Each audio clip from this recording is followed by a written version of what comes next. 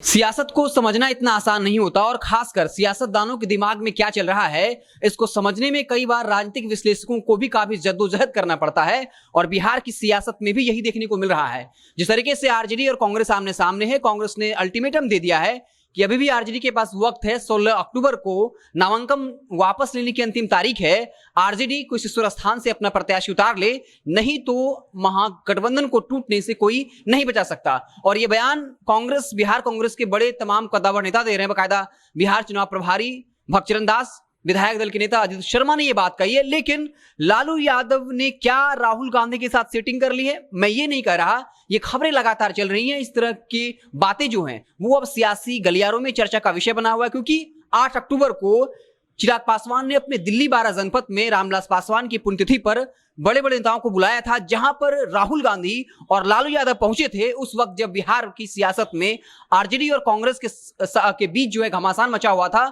उस वक्त एक तस्वीर वायरल हुई थी जिसमें लालू यादव और राहुल गांधी अपना हाथ एक दूसरे के हाथ में दिए हुए मुस्कुराते हुए एक तस्वीर वायरल हुई।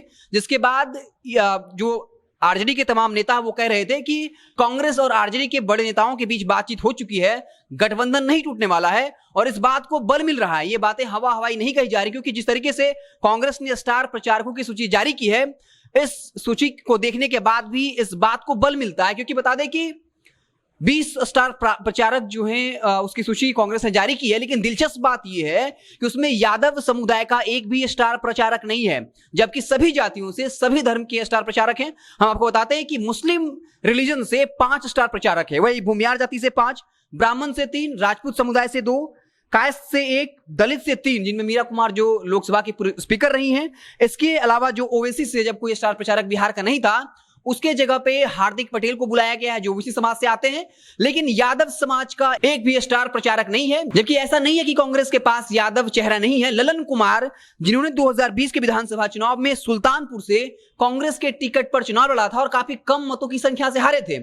और सुल्तानपुर, जहां से वो चुनाव लड़े, सुल्तानपुर, तारापुर से सुल्तानपुर की दूरी जो है वो काफी कम है। उसके बाद भी ये इस बात को लेकर खबर चल रही है कि आखिर ललन कुमार को कांग्रेस ने स्टार प्रचारक क्यों नहीं बनाया। इसके अलावा चंदन यादव एक बड़ा चेहरा है कांग्रेस में, और चाहे वो ललन कुमार हो या चंदन यादव हो, दोनों राहुल गांधी की टीम के माने जाते हैं। उसके बाद भी यादव समुदाय का एक भी स्टार प्रचारक नहीं देना, इस बात को लेकर सवाल उठा रहा है कि क्या कांग्रेस कहीं ना कहीं एनडीए को झटका दे रही है। क्योंकि बता दें कि एनडीए को वोट देने में भूमिहार, राजपूत, कायस्थ समाज के लोग जो होते हैं, जो सवर्ण होता है, कहा जाता है कि बीजेपी का पारंपरिक वोटर रहा है। और जब दोनों जो प्रत्याशी थे, जब नामांकन हो रहा था, उस वक्त जेडीयू ने बकायदा उन दोनों नामों की घोषणा जो है वो बीजेपी के प्रदेश अध्यक्ष संजय जायसवाल से करवाई। तो क्या ये कहीं ना कहीं आरजेडी और कांग्रेस मिलकर ये चाल चल रही है कि जो भी बीजेपी को वोट जाने वाला है, ऐसे प्रत्याशियों को चुनाव मैदान में उतारा जा रहा है, और जो वोट मिलेगा कांग्रेस को वो मूलतः बीजेपी का वोट होगा। क्योंकि तारापुर में 72,000 वोटर हैं, अरुण शाह को उम्मीदवार उतारा गया है। और अगर यादव और जो वैश्य समाज है उसका अगर वोट मिलता है आरजेडी को, तो वहां से आरजेडी प्रत्याशी की जीत होनी सुनिश्चित है।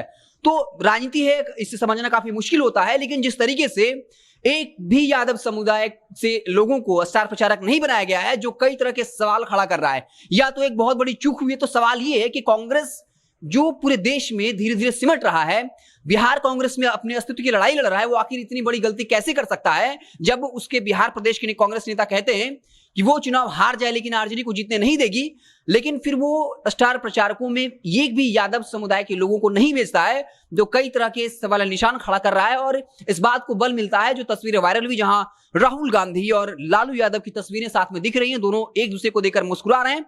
तो सियासत में संभावनाओं का खेल होता है, लोग अपने अपने तरीके से बकायदा अनुमान लगाते हैं, लेकिन इसे समझना काफी मुश्किल है। लेकिन जो बातें ये चल रही है वो हवा हवाई नहीं है कि कांग्रेस इतनी बड़ी गलती जानबूझकर नहीं कर सकती है। दो चीज हो सकता है, या तो जानबूझकर किया हो या फिर गलती से किया हो। तो अगर गलती हुई है तो क्या इस चूक को सुधारने जा रही है कांग्रेस? क्या किसी यादव प्रत्याशी को स्टार प्रचारक के तौर पे फिर से शामिल किया जाएगा? आपको बता दें कि पप्पू यादव की पत्नी रंजिता रंजन को भी बकायदा स्टार प्रचारक की भूमिका से हटा दिया गया, उन्हें लिस्ट में शामिल नहीं किया गया, जबकि वो कांग्रेस की कद्दावर नेता रही हैं, राहुल गांधी के काफी नजदीक हैं। इसके अलावा वो कांग्रेस की राष्ट्रीय सचिव हैं। तो सियासत है, इसे समझना काफी आसान नहीं होता है। लेकिन ये खबरें लगातार जारी हैं कि क्या आरजेडी और कांग्रेस कोई नया खेल तो नहीं खेल रही है। ताकि जेडीयू प्रत्याशी को मात दिया जा सके।